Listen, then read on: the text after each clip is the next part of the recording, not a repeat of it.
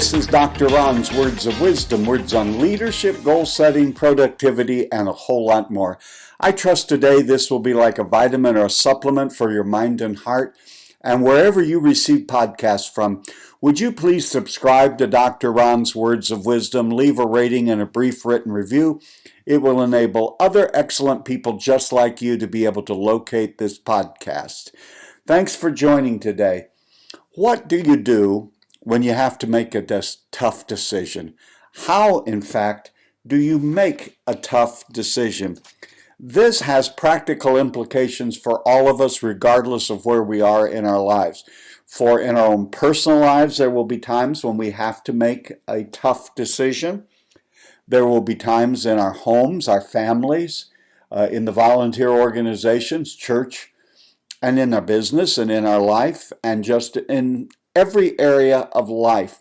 There are certain decisions that we kind of just do automatically, but there are always tough decisions. This is not something you come naturally gifted with, knowing how to do it. I think the very first thing you need to do when you are faced with the challenge of making a tough decision is to really seek some clarity. You really need to understand the problem and what the problem actually is. What I have discovered happens is, especially unresolved problems, and those usually will be a part of some of the toughest decisions you'll have to make, is that we no longer really absolutely understand what went in to make up the problem, or in fact, what the problem really is. There may be various understandings of what the problem entails and what all is involved, but you need to really seek clarity, look at it from different angles. We'll give you several handles today, but one of them is you just really need to come to understand what exactly is the problem. And then the idea will be, if you are in any kind of a leadership position, people will bring you other problems that you haven't lived with as long as maybe some others in the organization have. So before you just come to a snap decision, well, this is easy, this is what needs to be done, this is what folks need to do, you really need to take time, not belabor it, not just to avoid making a decision, but you really need to study it a little bit, ask some important questions as to what happened, how did this happen, what needs to be done. Don't just automatically do something because you're the leader and everyone's expecting you to do some. That you need to discover, well, here in fact is what is happening and here's what needs to be done. So don't fall into the trap. What often happens is that people in the organization don't want to make a tough decision. There are always people in organizations who do not want their fingerprints anywhere near either a problem or the resolution of a problem. They're afraid of the collateral damage that could happen. They're afraid of the fallout and the negativity that may indeed be associated with it. So rather than them making the decision, they bring it to you and want you to make the decision. Now, there are decisions that you have to make, and you are solely responsible for making them. But don't make other people's decisions for them. If there's someone in your organization that is tasked with making particular decisions, then don't just take on their responsibility. Give them feedback, give them advice, give them coaching and counsel, but allow them to make the decision. Remember, though, I think it will just help to know that as long as you are alive, periodically there will be tough challenges that someone has to make a decision. Oftentimes, and you've heard me say that in my work, I have to do things that what really has happened is that for years, the organization and those in leadership have kicked the can down the alley. They were afraid of making a decision in the moment, and therefore They put it off thinking someone else down the road will have to make the decision. Don't shirk your leadership responsibility. If a part of your responsibility is to make a decision, then please make the decision. Then, because of the position I hold, I get called in oftentimes after the can has been kicked down the alley for so long. The can has been lost and we've run out of alley. And all of the easy answers should have been tried a long time ago to now. There is no optimum answer, and it's difficult, and yet you're going to have to make the decision. So if you are tasked with making a decision, learn how to be a decision maker. Too many of us want a paycheck, we want the status quo, and we're going to leave the tough things to the people who come after us, and that's really not fair. If you receive a paycheck especially, you cannot shirk the responsibility of making a decision. Well, what all goes into making decisions? Well, obviously there's data, there's facts, there's perspectives, there's people's opinion. There is lots of ways, you can make a pro and con list, which I do often, just taking a sheet of paper or either on an electronic tablet that I have and dividing the sheet of paper or the screen in half. And on the one side, as best as I can tell, I write down what would be the benefits, what would be, as it were, the pros of making a particular decision. But then don't fall in love and get married to a decision until you've also looked at the opposite to see what might be the fallout, what would be the negativity, what would be, in essence, the cons of making that decision. And what that has normally done for me is it sort of helps to bookend the parameters of life that are going to be involved in that decision, and I begin to understand some of the things that are at stake. And so that's a simple, easy way. It's especially, I have found it more helpful with decisions that aren't overly multifaceted, that are a little more straightforward, but you just want to make sure you cross the T's and dot the I's. Now, depending on your personality and your giftedness, there are some people who rely on their intuition. I happen to be one who scores higher in intuition than some other things, but I have also learned that I can't just trust my implication. I still have to go through a process because it's very easy for all of us to have blind spots. It's easy for us to have biases towards certain kinds of ways of doing things. And so though I have used my intuition, and oftentimes it has served me well, there are times that I've jumped the gun and didn't go through a process of checking out all the data and checking out all the details. Even if you have a great sense of intuition, and I feel like I have a fairly good one, don't 100% rely on that. Make sure you go through an exercise or two in which you go on a fact-finding mission. You do check out the pros and cons. You do look at some other data points that are very, very important, especially when you have to make a important and probably a very tough decision. One of the things I also try to think through when I'm faced with a tough decision is, what are the unintended consequences of this decision? And oftentimes you're going to have to really think your way through, and you may need to get some advice and counsel on that.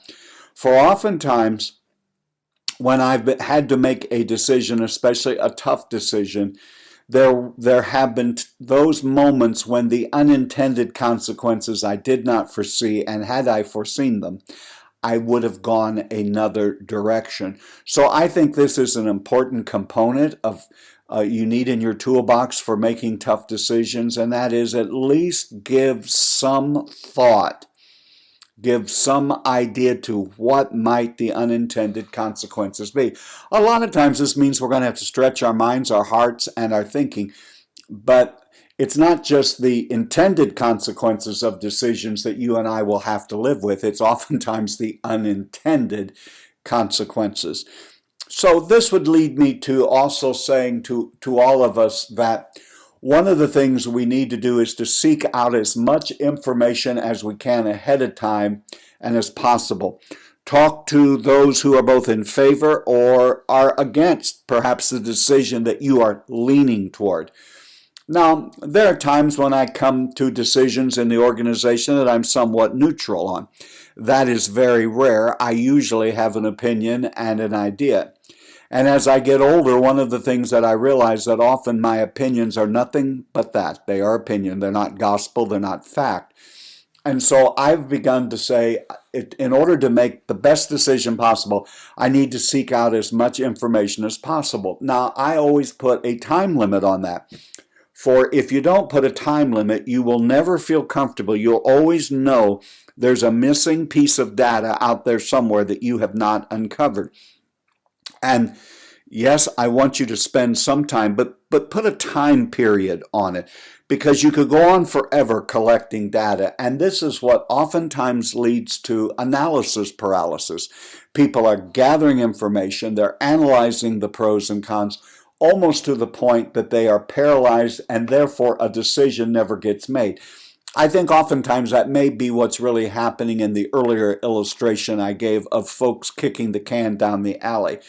They don't feel like they have all the facts and all the data points have been filled, and therefore they're just paralyzed from making a decision. There is a balance that you're going to seek, and you'll know when it is. It's not a perfect science, but that you do need to collect data, but you can't wait forever to collect every bit of data. Collect what you can collect, talk to what you can talk, and who you can talk to, and then make the decision. I think one of the things that helps me to get a little sense of reality is to think about, if I make this decision, if I've pretty well gathered the information and this is the direction I'm going, then I want to think about what will the implications of this decision be 1 year from now, not just in the organization, but my own life. What do I foresee being the consequences and the direction that's going to happen if this decision is made? One thing that I like to do when I'm in, because when you're in the midst of making a tough decision, you feel like the entire world is hanging on by a thread, waiting for you to make this decision, and this decision is going to make or break your life, your financial future, your leadership future, your career. Could you just stop, put a period at the end of that for a moment, step back and take a deep breath? Many women and men have been exactly where you are and have had to make very difficult and tough decisions. You're not the first, nor will you be the last. Take a deep breath. This is why you are there. You have not been hired because you're good looking, though I'm sure you're handsome and beautiful.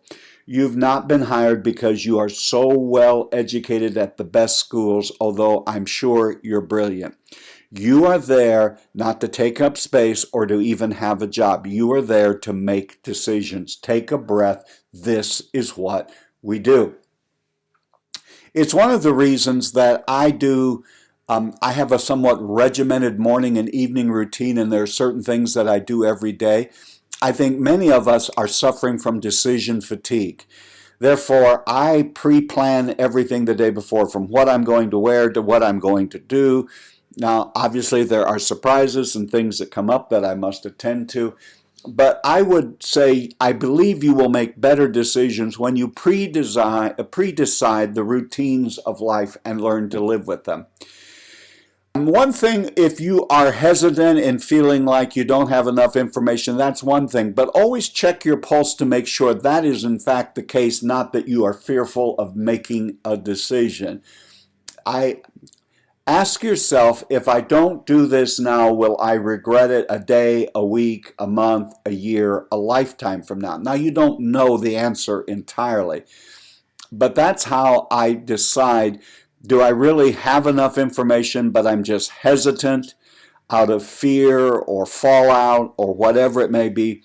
And then I ask myself, because of who I am and what I'm supposed to be doing, will I regret if I did not make this decision? I think it's at this point that you need to also ask yourself, what is it that I'm afraid of as I'm making this decision? Is there something that I'm fearful of? Am I fearful of the opinion of others? Am I fearful that people will think I don't know what I'm doing? Am I fearful that the whole organization will collapse? a lot of it isn't really things that are going to happen. It's things that you're telling yourself that you're afraid of, that you really need to get a handle of yours on. Then ask yourself another question when you're making this tough decision. Who am I doing this for? And why am I doing it? Am I doing it for my ego? Am I doing it because it's my job?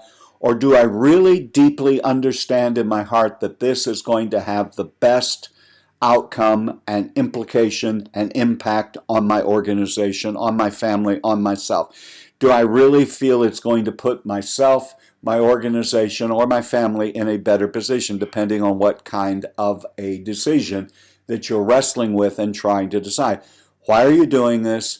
And then one question you're going to have to ask yourself as a leader: will you be able to handle the fallout and the negativity that will come because of your decision? Do not ever fool yourself into thinking that there is no fallout from decisions.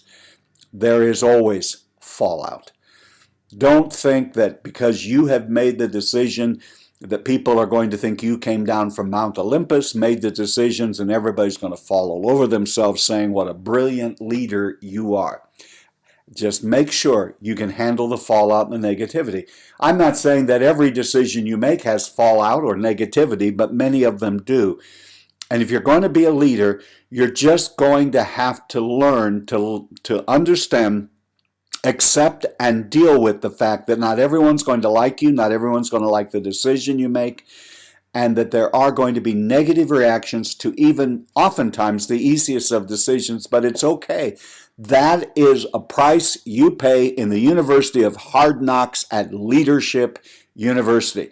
I believe that many of you listening to me today have some tough decisions you need to make. You need to get on it right now. You've been listening to Dr. Ron's Words of Wisdom, words on leadership, goal setting, productivity, and a whole lot more.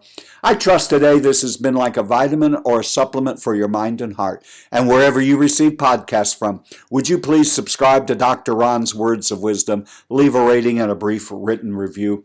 Remember, my leadership friend, you are doing better than you think you are. You really are. And until next time, this is Dr. Ron saying have a great and blessed day.